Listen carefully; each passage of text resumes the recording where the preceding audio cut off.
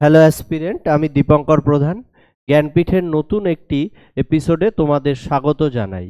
আজ আমরা আলোচনা করব ভারতীয় সংবিধানের প্রথম অধ্যায়। ভারতীয় সংবিধানের প্রথম অধ্যায়ে যে বিষয়টি নিয়ে আলোচনা করা হয়েছে সেটি হচ্ছে ভারতীয় ইউনিয়ন ও তার ভূখণ্ড।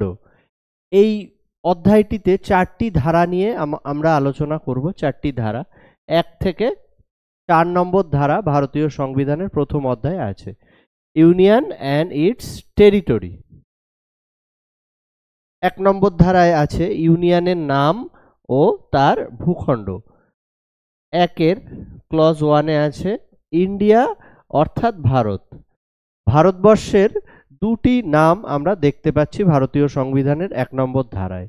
গণপরিষদের যখন সভা হচ্ছিল, তো সংবিধান প্রণেতারা তখন এই নামের ব্যাপারে একটি সহমত বা ঐক্যমত্য গঠন করতে পারেননি। একাংশের মতামত ছিল যে ট্র্যাডিশনাল নাম ভারতবর্ষ নিয়ে আমরা এগোবো, এবং অপর অংশের মতামত ছিল যে বিভিন্ন ইউএন কনভেনশন এছাড়াও আন্তর্জাতিক বিভিন্ন যে কনভেনশন সেখানে আমরা ইন্ডিয়া নাম দিয়ে সাইন করেছি বা সেখানে ইন্ডিয়া নামেই পরিচিত আমাদের দেশ। তো সেক্ষেত্রে আমাদের দুটি নাম নিয়ে এগোনোর দিকেই সহমত হয় এবং দুটি নাম নিয়ে আমরা এগোই। সুতরাং ভারতবর্ষের নাম ইন্ডিয়া এবং ভারত দুটোই হবে। এবং অপর একটি বিষয় হচ্ছে এটি একটি রাজ্যের ইউনিয়ন, অর্থাৎ আমাদের ভারতবর্ষ কি ধরনের রাষ্ট্র, এটি একটি ইউনিয়ন, অর্থাৎ অনেকগুলো রাজ্য এবং কেন্দ্রশাসিত অঞ্চল একসঙ্গে মিলে এটি একটি বড় দেশ বা ভারতবর্ষ তৈরি হয়েছে। কিন্তু আমেরিকা বা অন্যান্য দেশের মতো আমাদের দেশের যে অঙ্গরাজ্যগুলি, এগুলো চাইলেই দেশের বাইরে বেরিয়ে যেতে পারে না বা আলাদা করে স্বাধীন হওয়ার মতো সংবিধানে কোনো প্রভিশন আমাদের দেওয়া নেই। অর্থাৎ ভারতবর্ষ এটি একটি কোনো চুক্তির ভিত্তিতে একটি রাষ্ট্র তৈরি হয়নি। এটি একটি কোনো রাজ্য দেশের সঙ্গে চুক্তিতে নেই। এটি একটি ইউনিয়ন, একসঙ্গেই থাকতে হবে এবং এই ব্যাপারে পার্লামেন্ট যা বলবে সেটি শেষ কথা। তো এর 2 নম্বর ক্লজে আমরা চলে আসি। রাজ্য এবং এর অঞ্চলগুলি প্রথম তফসিলে নির্দিষ্ট করা হবে। প্রথম তফসিল, এটি নিয়ে আমরা একটু আলোচনা করব। আমাদের ভারতীয় সংবিধানে 12টি তফসিল আছে বর্তমানে। তো তার প্রথম তফসিলে আমাদের রাজ্যগুলির, যতগুলো রাজ্য আছে তাদের নাম এবং কেন্দ্রশাসিত অঞ্চলগুলির নাম আমরা পাবো। সংবিধানে আমরা নামগুলো পাবো না, শুধু ধারাগুলো পাবো, কিন্তু আমাদের রাজ্য ও কেন্দ্রশাসিত অঞ্চলগুলোর নাম আমরা প্রথম তফসিলে পাবো। তাহলে প্রথম তফসিলে যেই রাজ্যগুলোর নাম বা যেই নামগুলো থাকবে সেগুলো আমাদের ভারতবর্ষের রাজ্য এবং কেন্দ্রশাসিত অঞ্চল। তো এরপরে 3 নম্বর ক্লজে আছে ভারতের ভূখণ্ডের মধ্যে থাকবে। ভারতীয় ভূখণ্ড কি কি নিয়ে গঠিত হবে? 1 নম্বর হচ্ছে রাজ্য, রাজ্যের অঞ্চল। 2 নম্বর হচ্ছে কেন্দ্রশাসিত অঞ্চল এবং 3 নম্বর হচ্ছে অধিগ্রহণ করা যেতে পারে বা অধিগ্রহণ করা হতে পারে।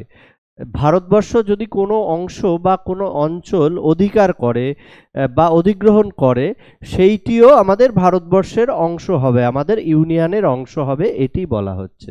তাহলে রাজ্য, কেন্দ্রশাসিত অঞ্চল এবং ভবিষ্যতে অধিগ্রহণ করা হতে পারে, এই সমস্ত ল্যান্ডটাই আমাদের ইউনিয়ন হবে বা ভারতবর্ষ হবে। এটি 1 নম্বর ধারা। তাহলে 1 নম্বর আমরা ধারায় কি কি পেলাম? নাম ও তার ভূখণ্ড, নাম কি? ইন্ডিয়া ও ভারত, এবং রাজ্য ও কেন্দ্রশাসিত অঞ্চলগুলোর নাম আমরা পাবো ফার্স্ট শিডিউল বা প্রথম তালিকাতে, এবং অধিগ্রহণ করা যেতে পারে এমন সমস্ত অঞ্চল, সেগুলো ভারতবর্ষের অংশ হবে। এটি 1 নম্বর ধারা। আমরা 2 নম্বর ধারায় পাচ্ছি যে রাজ্য গঠন ও অন্তর্ভুক্তি। রাজ্য গঠন অর্থাৎ আমাদের ভারতবর্ষের যে ল্যান্ড, যে বাউন্ডারি আছে, সেই বাউন্ডারির ভেতরে আমরা কোনো নতুন রাজ্য গঠন করছি সেই বিষয়টা, এবং অন্তর্ভুক্তি অর্থাৎ আমাদের দেশের বাউন্ডারির বাইরের কোনো ল্যান্ড আমরা নিচ্ছি, সেটিকে আমরা অন্তর্ভুক্তি বলছি। পার্লামেন্ট, এই ক্ষেত্রে অধিকার একমাত্র পার্লামেন্টের। পার্লামেন্ট যেভাবে উপযুক্ত মনে করবে সেই শর্তে আইন প্রণয়ন করে নতুন রাজ্য গঠন করতে পারবে বা যে কোনো অঞ্চলকে ভারতের অন্তর্ভুক্ত করতে পারবে। তাহলে এখানে আমরা দুটো বিষয় পেলাম, একটি হচ্ছে গঠন, যেটা ইন্টারনাল ভারতবর্ষের ভেতরে হবে এবং ভেতরকার রাজ্য বা ভেতরকার অঞ্চল নিয়ে হবে, এবং অন্তর্ভুক্তিকরণ অর্থাৎ দেশের বাইরের কোনো ল্যান্ড বা প্লট যদি ভারতবর্ষ গ্রহণ করে বা অধিগ্রহণ করে সেই বিষয়টিকে অন্তর্ভুক্ত বলা হয়েছে। এই ক্ষেত্রে ক্ষমতা শুধুমাত্র আমাদের ভারতীয় সংসদের আছে, পার্লামেন্টের আছে। এই ব্যাপারে পুরো ক্ষমতাই আমাদের ভারতবর্ষের পার্লামেন্টের আছে, অন্যান্য কোনো রাজ্য বা করা যাবে না এটি। এবার আমরা 3 নম্বর ধারায় কি কি পাচ্ছি? নতুন রাজ্য গঠন, পুনর্গঠন, সীমানা বা নাম পরিবর্তন। নতুন রাজ্য গঠন, পুনর্গঠন, সীমানা বা নাম পরিবর্তন। 2 নম্বর ধারার ক্ষেত্রে আমরা দেখেছি যে আমাদের দেশের বাইরের কোনো ল্যান্ড আমরা নিতে পাচ্ছি, কিন্তু 3 নম্বর ধারাটা পুরোপুরি আমাদের দেশের বাউন্ডারির ভেতরেই হবে। দেশের বাউন্ডারি গঠন করছি, পুনর্গঠন করছি বা সীমানা পরিবর্তন। এবার আমরা ক্লজ, 5টা ক্লজে আমরা দেখে নিই কি আছে।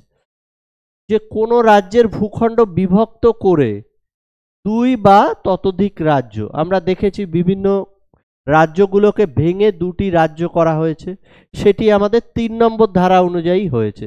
3-এর এ, একটি রাজ্য ভেঙে 2টি রাজ্য হয়েছে। 3টি রাজ্য করা যেতে পারে, আমরা এক্সাম্পল পেয়েছি 2টি রাজ্য হয়েছে, বিগত দিনে হয়েছে। এবং 2টি রাজ্যকে সংযুক্ত করে দেয়া যাবে, 2টো রাজ্যকে একটি রাজ্য করে দেয়া যাবে, এবং যে কোনো রাজ্যের আয়তন বৃদ্ধি করা যাবে, যে কোনো রাজ্যের আয়তন বৃদ্ধি করা যাবে, অর্থাৎ অন্য রাজ্য থেকে নিয়ে আর এক রাজ্যে ল্যান্ড দিয়ে আয়তন বৃদ্ধি করা যেতে পারে এবং আয়তন হ্রাস করা যেতে পারে। কোনো রাজ্যের সীমানাটাকে পরিবর্তন করা যেতে পারে এবং কোনো রাজ্যের নাম পরিবর্তন করা যেতে পারে। তাহলে এই পুরোটাই 3 নম্বর ধারায় হবে। এটি একটি ইন্টারনাল, আমি আবার বললাম, আমাদের দেশের ভেতরকার বিষয়। তাহলে আমরা এই প্রশ্নগুলো আসতে পারে যে কোনো রাজ্যের নাম পরিবর্তন করতে হলে ওটি কোন ধারায় হবে? এটি 3 ধারায় হবে, আর্টিকেল 3। তাহলে সীমানা পরিবর্তন, রাজ্যের ল্যান্ড বৃদ্ধি করা বা হ্রাস করা, একটি রাজ্য ভেঙে 2টি রাজ্য করা বা 2টি রাজ্যকে একসঙ্গে মিশিয়ে দিয়ে একটি রাজ্য করা, এই সমস্ত বিষয়টা হবে 3 নম্বর ধারা অনুযায়ী। খুব ইম্পর্টেন্ট একটি ধারা। এবং সর্বশেষ আমরা 4 নম্বর ধারাটি যদি দেখি, নতুন রাজ্যের সূচনা, রাজ্যের সীমানা পরিবর্তন ইত্যাদির জন্য সংবিধানের 1ম ও 4র্থ তফসিলে সংশোধনজনিত ব্যবস্থা। অর্থাৎ আমরা এতক্ষণ যে বিষয়গুলো করলাম 2 নম্বর এবং 3 নম্বর ধারায়, যে আমরা বিভিন্ন রাজ্যকে ভাঙছি বা দেশের বাইরের কোনো অংশকে নিচ্ছি, এই সবের ফলে আমাদের 2টি জায়গা প্রভাবিত হচ্ছে। এক হচ্ছে তাদের নামগুলো চেঞ্জ হচ্ছে, এবং এই নাম সংক্রান্ত যে বিষয় সেগুলি আমরা কোথায় পাবো? প্রথম তফসিল। আমরা বলেছিলাম যে মোট 12টি তফসিল আছে, তাহলে প্রথম তফসিলের মধ্যে আমরা সেই নামগুলোকে ঢোকাবো। যে নতুন একটি রাজ্য গঠন হলো, তার নাম একটা দেয়া হলো, সেই নামটা আমরা কোথায় পাবো? সেই নামটা কিন্তু 3 ধারায় আর্টিকেল 3-তে পাবো না, সেই নামটা আমরা প্রথম তালিকাতে পাবো। তাহলে প্রথম তালিকাকে আমাদের চেঞ্জ করতে হবে, প্রথম তালিকাকে চেঞ্জ করতে হবে। এবং 4র্থ তালিকাতে কি আছে? 4th শিডিউল, 4th শিডিউল বা 4র্থ তফসিল। 4র্থ তফসিলে আছে যে রাজ্যসভায় বিভিন্ন রাজ্যের একটি সিট থাকে, যেমন পশ্চিমবঙ্গের সিট 16টা, সিকিমের সিট 1টা, এইরকম বিভিন্ন রাজ্যের যে সিট আছে, সিট রাজ্যসভার যে আসন আছে, সেই আসনটাকেও চেঞ্জ করতে হবে। কোনো রাজ্য জনসংখ্যা অনেক বেশি বড় আছে, সেটিকে যখন আমরা ভেঙে অর্ধেক করলাম, তখন আমাদের সেই ক্ষেত্রে কোন কোন অংশে কতটা করে রাজ্যসভা সিট যাবে সেটিকেও আমাদের সিট শেয়ারিংটাকেও সঠিক করতে হবে। তাহলে এই 4th শিডিউলে আমাদের কি থাকছে?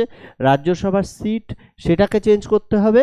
এবং প্রথম শিডিউলে বিভিন্ন রাজ্য বা কেন্দ্রশাসিত অঞ্চল যেগুলো গঠন করা হলো তার নামগুলো চেঞ্জ করতে হবে।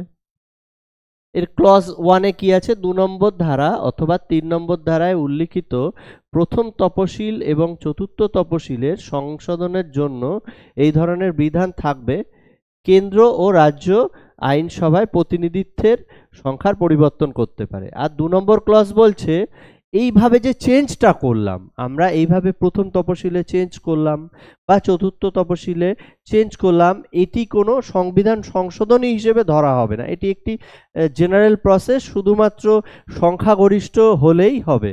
সংখ্যাগরিষ্ঠ পার্লামেন্টের সংখ্যাগরিষ্ঠতা ভোটিং হলেই হয়ে যাবে।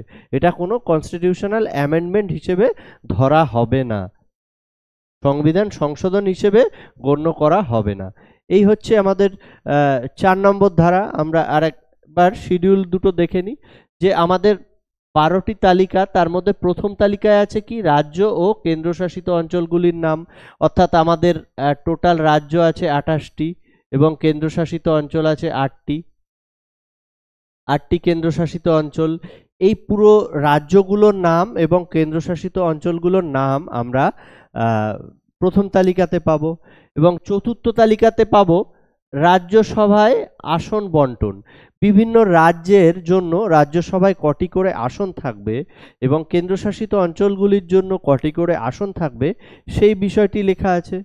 তো আমরা জানি রাজ্যসভায় মোট 233টি আসন, সঙ্গে 12টি নমিনেটেড, এটি ইলেক্টেড এবং 12টি নমিনেটেড, 233, মোট 245টি আসন রাজ্যসভায় আছে। তো এই হচ্ছে আজকের আমাদের আলোচনার বিষয়। তো প্রথম অধ্যায়ে আমাদের এতটুকুই ছিল আলোচনার বিষয়। তোমরা এই বিষয়গুলির ডিটেলস অ্যানালিসিস বা এর যে প্র্যাকটিক্যাল ইম্প্যাক্ট যে হয়েছে সেই বিষয়গুলি আমাদের পরবর্তী ভিডিওতে পাবে এবং আমাদের সোশ্যাল মিডিয়া হ্যান্ডেলগুলো এখানে আছে। তোমরা আরও কিছু জানার জন্য এখানে যোগাযোগ করতে পারো এবং আমাদের অফলাইন ব্যাচের ক্লাস চলছে হরিণঘাটাতে, তোমরা যোগাযোগ করতে পারো।